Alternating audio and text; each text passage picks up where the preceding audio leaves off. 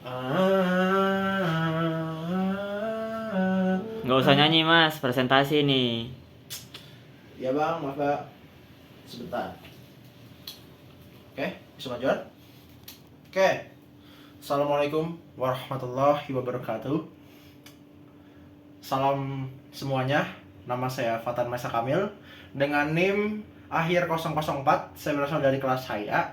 Kali ini saya akan memaparkan materi tentang bencana menurut Al-Quran dan penyebabnya itu apa. Bisa dilihat dari slide PPT di sini. Oke. Sudah mas, gak usah di zoom lagi mas. Oke, siap. Nah, jadi oke. Tugas ini untuk memenuhi kebutuhan penilaian akhir semester saya untuk pelajaran PAI dari dosen saya yaitu Pak Dudu Ridwan Haq. Oke. Bisa dimulai dari sekarang. Oke. Mari kita bahas bencana menurut Al-Quran. Oke, bisa dilihat dari sini saya memberikan background tentang suatu lingkungan yang penuh dengan lumpur. Kenapa saya mengambil background ini? Karena kita berada di suatu kondisi yang sangat krisis, di mana teman-teman kita, keluarga kita satu Indonesia telah mengalami bencana di Pulau Sumatera sana. Jadi, di sini saya berinisiatif dan ada hubungannya dengan materi bencana menurut Al-Quran. Sebentar, saya lanjut dulu. Oke. Bisa dilihat dari bencana Sumatera ini, bencana banjir yang disebabkan oleh penggundulan hutan. Di sini kita bisa melihat pohon-pohon yang sudah ditebang dan di sini kita lihat orang kesusahan. Inilah beberapa foto dari korban Sumatera yang saya ambil dari internet. Dan ini selanjutnya akan sangat berpengaruh dan sangat ada hubungannya dengan apa yang dijelaskan oleh Al-Quran.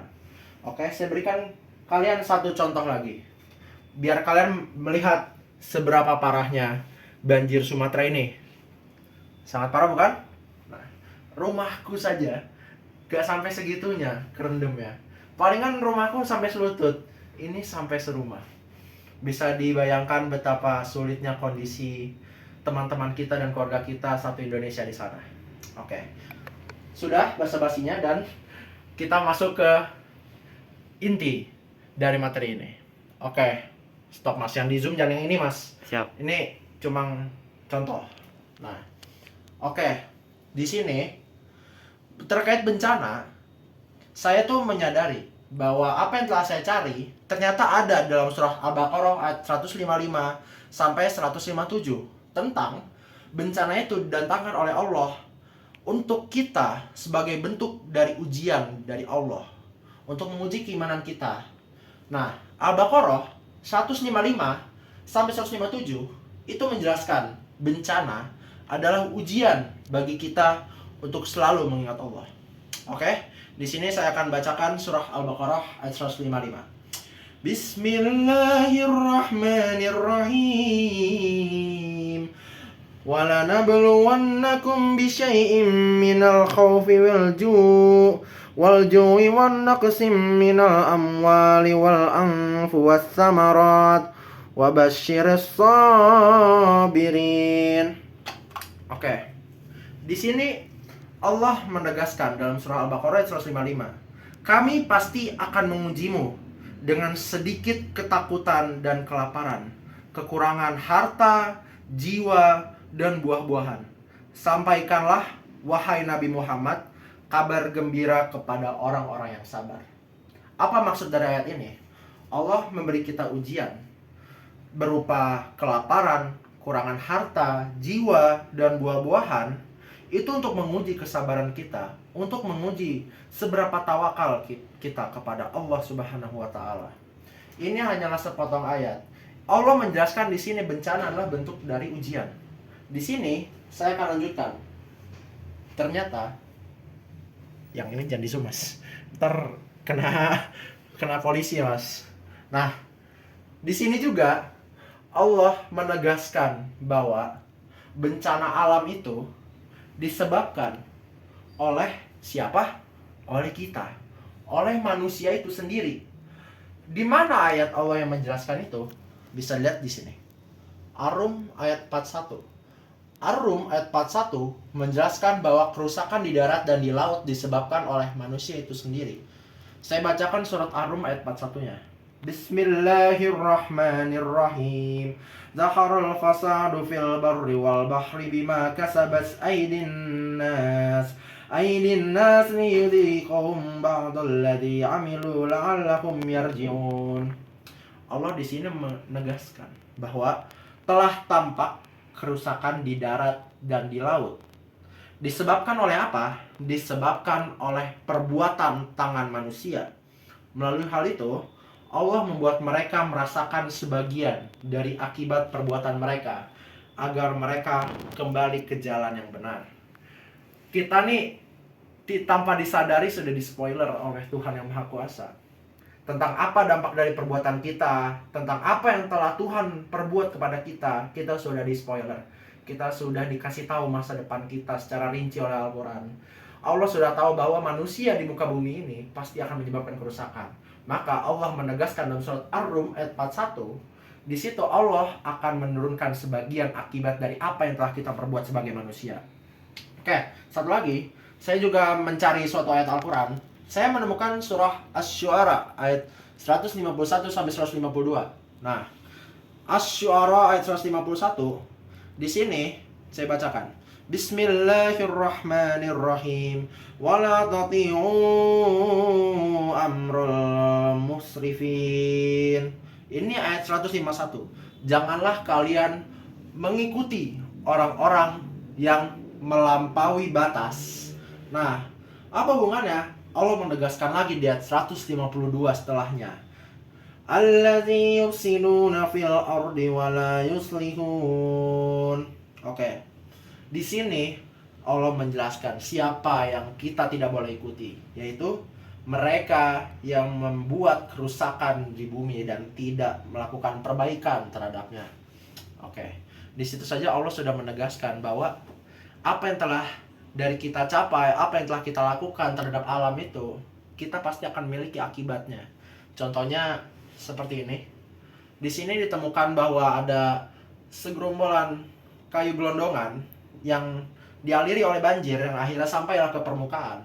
Di sini kita bisa melihat bahwa tidak ada hutan, maka tidak ada air yang menahannya. Jadi akibatnya apa? Akibatnya banjir.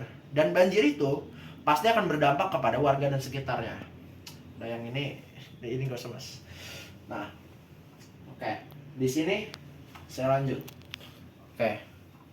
Di sini Allah juga menegaskan. Tadi saya sudah sebutkan ada 3 hal terkait bencana alam yang disinggung oleh Allah di dalam Al-Quran. Yang pertama itu, bencana itu dijadikan sebagai ujian kepada kita. Yang kedua, bencana itu dijadikan sebuah peringatan. Peringatan. Saya akan bacakan surah Al-Ankabut ayat 40. Bismillahirrahmanirrahim. Fakullan akhdanna bidhanbihi faminhum man arsalna alaihi hasiba wa minhum man akhadathu as-sayhah wa minhum man khafasna bihil ard wa minhum man aghraqna wa ma kana Allahu liyadhlimahum walakin kanu anfusahum yadhlimun.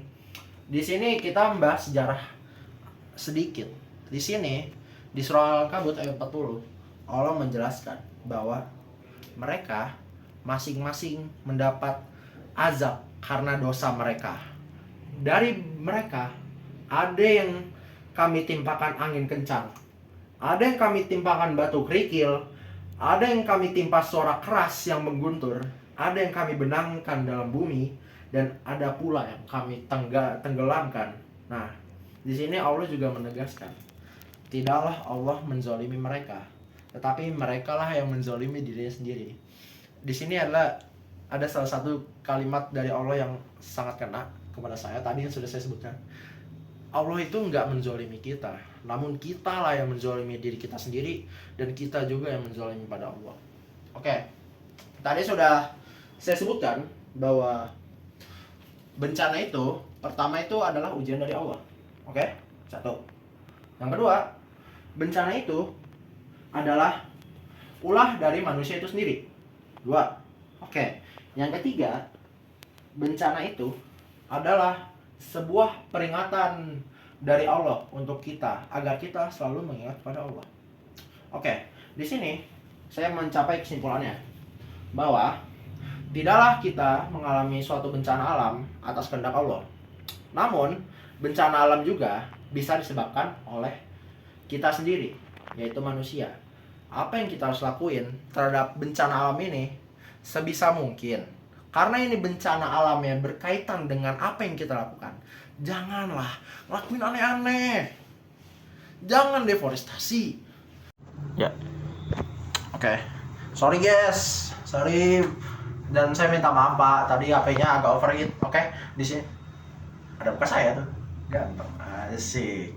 Nah, di sini saya akan mencapai suatu kesimpulan yang dimana bencana itu adalah suatu bagian dari ujian kehidupan kita. Namun, itu juga bencana itu bukan disebut ujian kalau memang penyebabnya itu adalah diri kita sendiri. Seperti yang telah terjadi di Indonesia belakangan ini, seperti misalnya deforestasi di Pulau Sumatera, Kalimantan, dan akhirnya apa? Menyebabkan tanah longsor, banjir, dan sebagainya. Makanya apa? Jaga lingkungan. Nah, jaga etika, jaga adab sama lingkungan. Nah, gitu. Gak usah ke TV-nya dong. Nah, apa nih? Oke, sorry.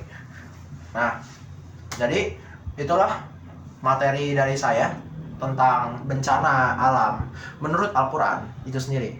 Oke, sekian saya Fatan Maisa Kamil dengan NIM 004 atas nama Don dari HIA, izin pamit undur diri. Assalamualaikum warahmatullahi wabarakatuh. Udah mas. Hey.